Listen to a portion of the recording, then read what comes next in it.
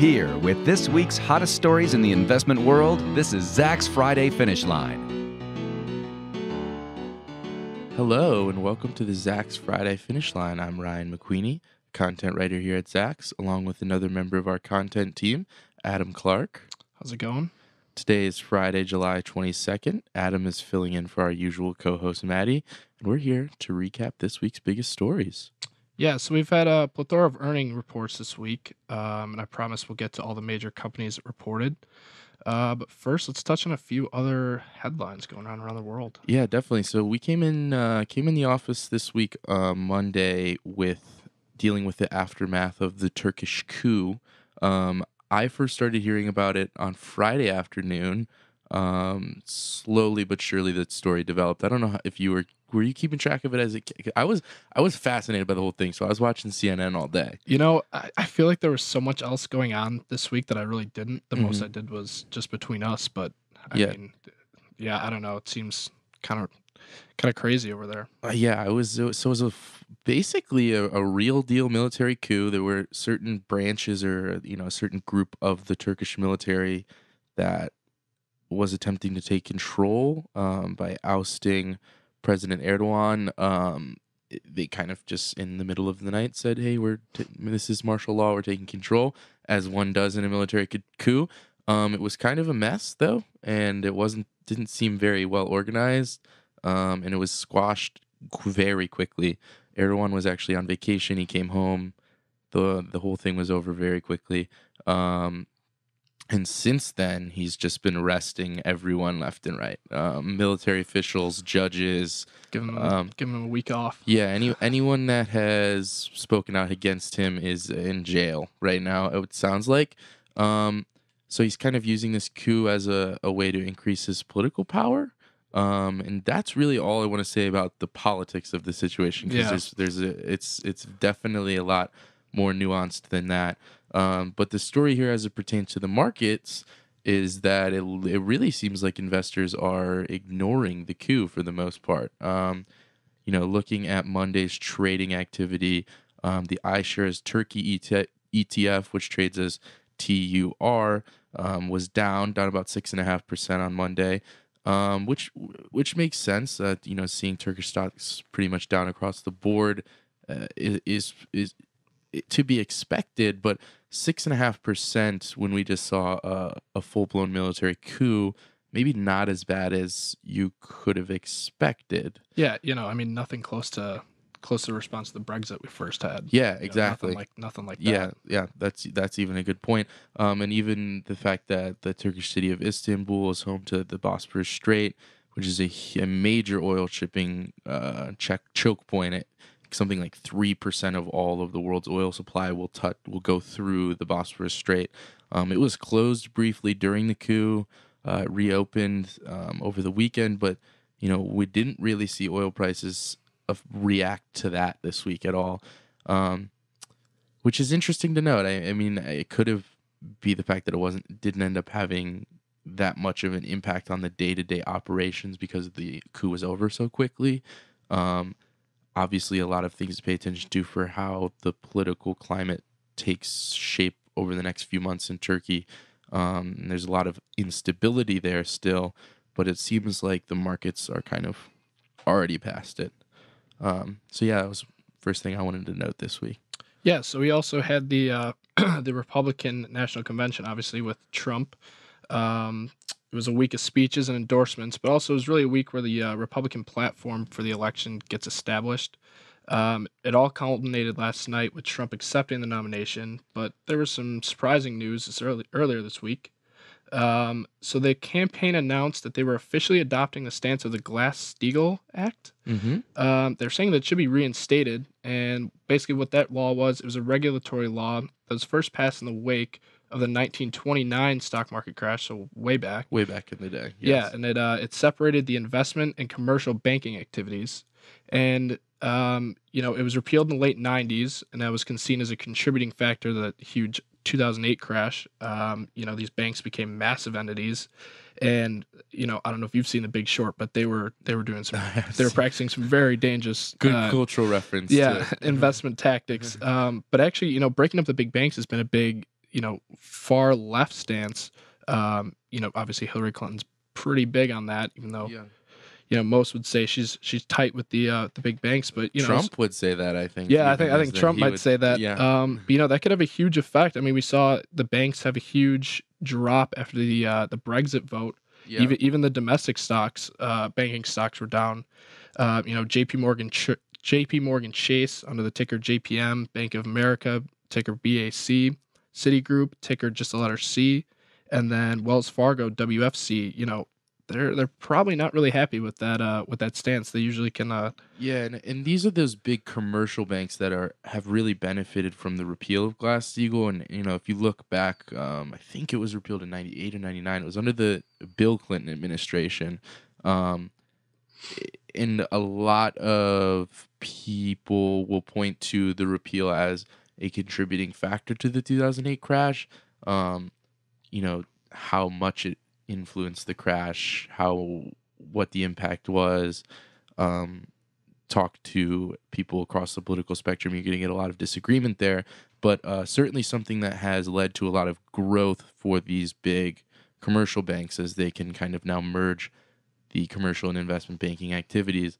Like as you noted, the interesting thing is that you hear breaking of the big banks as a far left standpoint, and as you pointed out, Hillary, one of her criticisms is that a criticism of her is that she seems to be kind of in bed with Wall Street often, and the biggest donations to her campaign are coming from these big Wall Street banks.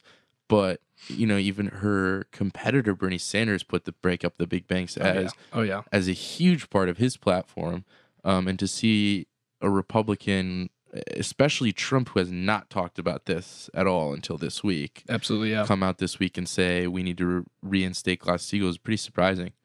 I think it's almost a move towards. I mean, I know you guys talked about way back. Millennials kind of distrusting the big financial institutions just because of what happened in '08. Could be a play on hitting towards millennials. I don't know. I mean, I think that Trump's obviously seems to be more socially lenient. So I don't know. I mean, it was very interesting though. I was definitely taken back by it. Mm-hmm.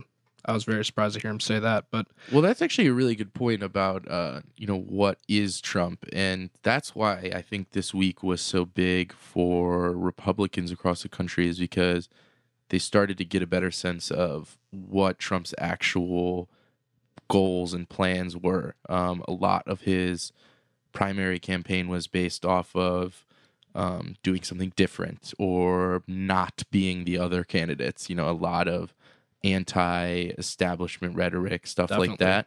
And now, that only gets you so far. When you're going to run against an experienced politician like Hillary Clinton, you need a platform. Yeah. And we really saw that platform develop this week with a couple interesting things to note. And I think this Glass-Steagall thing was one of them. So.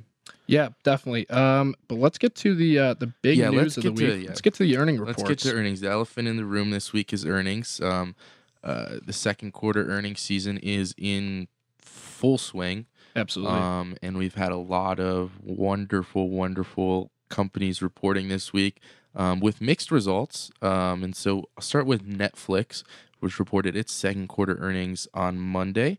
Obviously, Netflix trades as NFLX.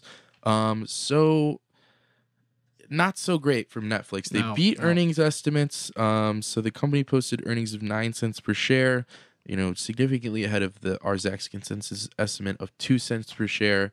But revenue came in just a little bit under.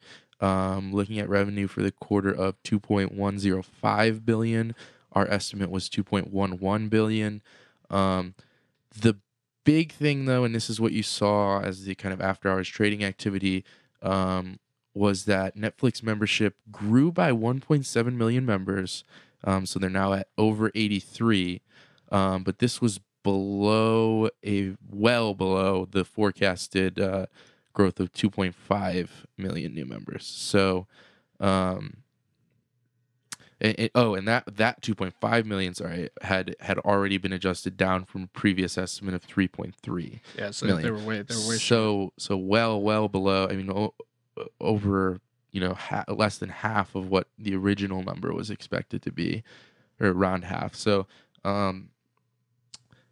some I guess concerning numbers, especially because of the fact that Netflix is always traded on its membership growth numbers. This is like always the key piece of data with their earnings reports. Um, so yeah, that the stock took a hit this week, and I think we'll touch on it more later after we Absolutely. get through all these facts. But definitely disappointing news from Netflix this week. Yeah, I mean, yeah, I've got some really interesting stats when we get into Netflix and what they can do later. But there's also Microsoft this week. They trade under the ticker MSFT. They reported Tuesday. They reported their fourth quarter earnings. Okay, They so the beat, end of the fiscal year. yeah, For end of the Microsoft. fiscal year. So they beat our Zach's consensus estimate. They posted, and pretty handily, they posted 69 cents per share. Which beat the estimate of 58 cents a share. And they also beat revenue estimates. They posted revenue of 22.6 billion, and our estimate was 22.11 billion. And a big stat to note from them is their revenue from the company's intelligent cloud segment grew 7% to a total of 6.7 billion. Yeah, So and there's that word again for people who follow tech stocks is cloud. We're seeing more and more and more and more cloud-based stocks succeeding and doing well. Cloud computing, cloud-based software, showing that it has high profit margins and is in high demand right now. yeah, I mean they have Azure, which competes with like Amazon's AWS. That's true. Continued its triple digit growth story, grew 102% over the quarter. So I mean it's like you said, the cloud just continues to be a huge thing for these tech stocks. You see like a company like Adobe trades under ADBE, huge for them too. And this year Microsoft's up little under 2%, but since the beginning of 2015 up 21%. I mean, it's really been a big winner, Yeah, definitely. I remember it being something we talked about at the end of 2015 as a stock that had a great year.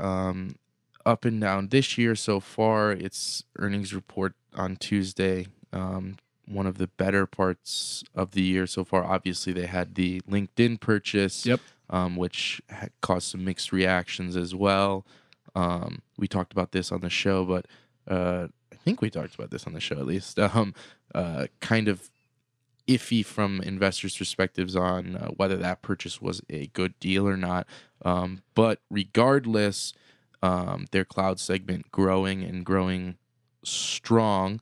And Microsoft was one of the few big name companies this week that we saw with a really solid earnings report. Yeah, I mean, something to get behind. There's been some positive ones, but they really did, they relatively, for the most part, knocked it out of the park. I mean, Yeah. they did extremely well. Speaking of someone on the other end of the spectrum, though, Southwest Airlines, they reported on Thursday. They trade under the ticker LUV.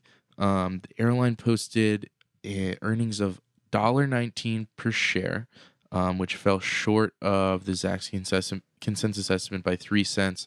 They did edge out revenue estimates by about $12 million, but as a long-standing powerhouse stock in the airline industry, Southwest is now a Zacks ranks number 5 strong sell stock.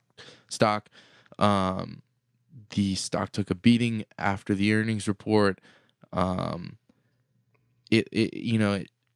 remember us as a team talking about this a little bit this week. Is that there was a long time where Southwest was one of the go-to, with airline stocks having so much value, was the go-to value stock, the go-to airline pick.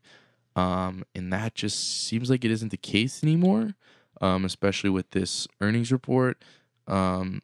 I guess, going forward, we'll see if they can recover or if another airline will step up and become that kind of go-to. Yeah, I mean, I wrote something on this yesterday. I think in the, I looked in this year, I want to say they're down like 20% year to date or so. But, since either 13 or 14, they were up like 100%. I mean, they doubled. So, they've been a big success story, but obviously, when you do something well, people are going to, try and, beat it. Mm-hmm. Their low cost structures helped them out a lot. They've done really well, but they cited in their earnings report increased lower ticket prices because of increased competition. I mean, it's So that low cost structure coming back to bite them when the competition also picks up that low cost structure and they have to reduce prices even more to compete, which yeah, or that's just I mean to that's what stay hurting as them. the cheapest option. Yeah, It's a tight situation they've put themselves in if they want to keep being that, hey, we're the cheap, we're the value bet, uh with all the routes too, because you see a lot of regional airlines that also have those cheap ticket costs, but they don't have the destinations like Southwest does. Yeah, and it's just for so long, if you wanted to get anywhere in the country, Southwest was the cheapest ticket, and you know that might still be the case, but that's kind of hurting their bottom line, it looks like. yeah. The big stat that really hurt them, their earnings report wasn't, it wasn't great, but really what hurt them was they predicted a 4% fall in revenue next quarter. I mean, Sure. that's really what sent it, spiraling, and then they give reasons like increased competition and lowered ticket prices. There's not a ton you can do about that. It's not you can just raise your prices and it's all fixed Yeah. because then you're getting undercut. So Sure. they've they've got to figure it out. They got to change something. I'm not sure what it is. Yeah, another company that needs to figure it out. One of your personal favorites, huh? One of my favorites, Chipotle, trades under CMG. Reported its second quarter earnings. It's been a rough year. Some food safety say that scares. again, Yeah, yeah. can repeat that. They missed earnings reports, or they missed estimates.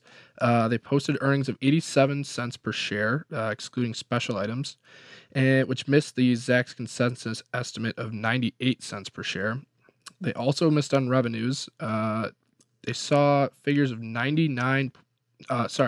998.4 million, and our estimate was actually over $1 billion, 1.04 billion. And that's a decrease of 16.6% year over year. And really, what killed them was they saw same store sales decline 26.5%, which from most of what I've read, really people were expecting only 20.6%. So Yeah. it wasn't. It was obviously bad, but yeah, no one was expecting anything No. great from Chipotle. what's really interesting quarter. with them is this most of this year they're gonna have they have a lot of leeway. Yeah. I mean, it's almost, it's not that it's bad, it's how bad is it. Yeah, So and They this got- was not a and good. this was worse than this was expected, way yeah. worse than expected, and so that's what I was gonna say is that no one was expecting anything great from Chipotle this quarter. No. We knew they were going to struggle with same store sales. That we knew they were going to have a hit to revenue. Customers just after this food safety scandal, customers just have not been coming back that quickly. But like you said, I mean, and you really can't say it enough. It is the customers aren't coming back anywhere near as quickly as we thought they would, or anywhere near in the numbers that we thought they would. Revenue decline 16.6%. yeah, And a that's- 26.5% same store sales decline. That's just really. I mean, I wish I had a better adjective than like really bad. Yeah. But so that kind of leads us to a couple questions I wanted to bounce off of you. Definitely. And I'm going to bring us back over to Netflix as well, because now we're seeing Chipotle and Netflix both having issues with customers, not having enough of them. In the case of Chipotle, it seems like people up and left Yep. and are going to competitors. With Netflix, they're also seeing a little bit of the same thing. They saw a lot of cancellations with the price increase, but also they're seeing issues with it cost them a ton of money to do this international expansion they did at the end of last year, and they're not seeing the membership gains they expected. Is it maybe that these companies, like, their products just aren't as great as we originally thought? Like, maybe they're not that spectacular, or what do they need to do to get those impressive customer numbers that we once saw? Yeah, they differ. I think I have different opinions on both. I'll start with Netflix. I'll say, I think that the obviously the miss they had on user growth was bad, but I think it's a little bit over dramatic. I think that they raised prices, they lost approximately 300,000 subscribers, but that's less than 1% of their total domestic base. I mean, So But how dare you say that the market overreacted Oh, to yeah, one line of yeah. their earnings report? But I just think that as Netflix matures into a more mature company instead of just more of a growth, a growth stock, a favorite stock of Mhm. people, I think that you have to look at more than just their growth rates. I think you have to Mhm. look at things, you know, like Like earnings, like yeah, earnings and coming in stuff. Yeah, 5 cent or 7 cents above the Zacks yeah, consensus estimate. it's just completely overlooked, and I just think that's a little bit unfair. And I think I mean, they're leading the space for what they do in internet TV. I mean, they're still the leader, and they're still leading By the a pack lot. by a lot. By a Yeah, lot. by a It's lot. not Not even close. yeah. I mean, 83 million global subscribers, and you have to think there's a billion paid TV subscribers. I'm not saying they're all gonna jump ship and migrate over to internet TV, but over the next couple of decades, it's likely that a pretty significant portion is going to start heading over. Yeah. And even in, like you said, a huge leader, HBO Now is $15, CBS's Showtime is $11, Hulu's 12. I mean, and I think Still Netflix the is cheapest, 10, and yeah. they're still the cheapest option. I mean, I think that they're still in a good spot. I think they're in a very good spot. I agree with you.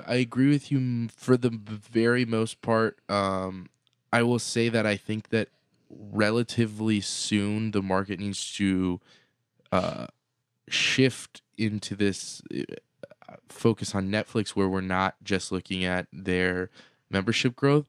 That has been the key for such a long time. But guess what? Their international expansion is over. There's like 200 sovereign nations in the world. They're in 190 of them now. Yeah. So they are not expanding into new markets anymore. And at some point, their membership is gonna plateau. At some point, you're gonna reach this level where everyone that wants to have an online streaming service that they're gonna paying have for one. already has one. That's probably a few years away still. But like you said, Netflix is still in the lead by a long shot. Yeah, They still definitely. have the cheapest product. They still have a massive library of Emmy award winning original content and also licensing. That I think is the issue, is that they are struggling with. We've seen them struggle with licensing deals over the past year or so, and they've put so much more money into their original content because of it. Yeah, six billion on that. For their content, Which is this year. okay. I mean, the thing is that the library is shrinking a little bit, which is why I think that the deals with like Disney and the CW that we've seen them make recently are very, very important. Because people, might be leaving because they think the Amazon Instant Video library is better or something like that. Like you have to be worried about what content you're actually hosting as well. And are people getting what they're paying for? Which is not the problem. Kind of harsh transition back over to Chipotle. Yeah. Are people worried about the product that they're getting at Chipotle? So are people still worried about, is there E. coli in the food? Is that a real concern, or is there a mental block or whatnot? Because I've said on the show a million times, I never stopped going to Chipotle. I I'm right wasn't there worried with about the E. coli. Statistics were on my side in that thing the whole time. I knew I was going to have to be very unlucky to get sick. And the food tastes really good. Still tastes really good. Yep. Has always tasted really good. I'm sure will continue to taste really good for forever. But 26.5% same store sales decline. A lot of people disagree with me. So I don't know what to do. And I know you like Chipotle Oh yeah, too. So. I mean, you're talking to someone who's went twice this week and might go this afternoon again, 2 days in a row. So, I don't know. Personally, for me, I never stopped. I obviously watched as reports came out about more and more, things happening. I saw once Illinois pop up, and I was like, okay, like I go to school in Wisconsin, so it never really hit home. Mhm. I saw one. I didn't even know where in Illinois, but I saw that there was a reported case. So it was Mhm. a little. I was like, oh, okay. But personally, for me, I eat super healthy, and I really don't eat much fast food. So this for me, for Chipotle is like my splurge. I mean, it's not unhealthy. It's just a lot of calories. So I love it. But I don't know. It must be a mental block. I think I can't really imagine that. The food, like you said, still tastes good. It's going to continue to taste great, and maybe it's just a mental block. It also could be a little bit of boredom. They're adding they're adding the new sausage, the Spanish sausage, which Chorizo. chorizo. Yeah, I mean, we'll I'm see how that disappointed goes. in you for not knowing what. Yeah, Spanish I did. sausage I is did called. know. I Chorizo. took Spanish for years. I did know. I just I couldn't just had think of it. chorizo. I made myself chorizo last night. Yeah, I mean, I like chorizo. and I was looking at some numbers, and it's only in a couple markets right now. It's not national. It's coming out national. I want to say in the fall. It's only like 6 to 7% of entrees for where it's at right now, so it's not huge yet. I think that could change. I don't know the numbers on the sofritas. That's this is what I've been saying to the imaginary Chipotle executives that sit near my desk is Absolutely. that they really just need to work on expanding the menu, because I think this Chiptopia rewards program thing they're doing this summer is going to be great. You said there's something in the earnings report they mentioned the fact that they're already seeing July numbers increase. So CEO Steve Ells, he made a couple statements about it. He suggested that sales have started to rebound thanks to the program. It just started July 1st. I don't know when this was as of, but it 3.6 million so far have joined for the program. And I'm sure it's jumping every day. Went yesterday and they're offering everyone, do you have it? Line, if you don't, I noticed that. If you don't have it, here's your card. Just go online and activate it. The 3 or 4 times I've been since they started giving out the cards, they've been hassling everyone in line. And I wonder if that's a nationwide policy or what. But it's got to be. I mean, it makes sense. They've never had a universal rewards program like this before. Obviously, it's going to be a good idea. Every other food company like that has some sort of, especially in the fast casual business, everybody has some sort of rewards program. But what I've been saying is keep trying new things at the menu. I think this chorizo thing is great. I mean, in the restaurant industry, mixing up your menu has always been a way to get customers back in the door or keep coming. One thing I will say, because we are running a little low on time, and we could talk about Chipotle for hours. I know me and you. Can we get some queso in Chipotle, please? I did that article last week. Can I get some queso, please? We went over this, Ryan, and I did the article last week. Steve Ells tried it, and he did. He tried it. He made a fresh 3 Mexican cheese blend queso. But the problem with queso is it's very fake good. To keep. I'm sure it was great, but. So first of all, the problem with queso is it's fake. I mean, it's just cheese is not liquid. That's true. So the stuff that goes into it to keep it liquid is not really with the whole food with integrity thing. Second of all, he put it in a taste test with Velveeta, and Velveeta's great. Amazing, yeah. It's great. I put Velveeta on my burritos. Just give it to me. Yeah, it's great, but he did it. I mean, the whole food with integrity, it just completely go against what they stand for. And he put it in a taste test with Velveeta, and the Velveeta, every single person chose Velveeta. So he gave up. I mean, and I don't blame it. Yeah, but if you can, their whole menu, and that's the thing with their menu. Maybe I'll send them an email or something. You can try. I mean, I'm sure people have, but the whole thing with them is, they could expand their menu, but if you can't do it right, don't do it all. Don't do it at all. And I think that's their thing, and that's why they haven't expanded so far. Just because if they're going to do something, it has I hate when morals and ethics get in the way of my delicious lunches. So. That's actually a good point. I think there's a lot of people that really want queso at Chipotle that would have never considered that. No, I don't think most people know that. All right. So that was 4 of the biggest ones. There was a lot more this week. We had Qualcomm. We had AT&T. We had Starbucks. We had everyone across the board. You can find all that coverage on the site, Zax.com. Links to all of the stories we covered today will be in the article accompanying this. Make sure to check them all out if you want more details. Earnings season is just now starting. We are in full swing. There will be more next week. We will be surely covering them all again next week. But for now, thanks for tuning in, and we will see you next Friday. Sounds good.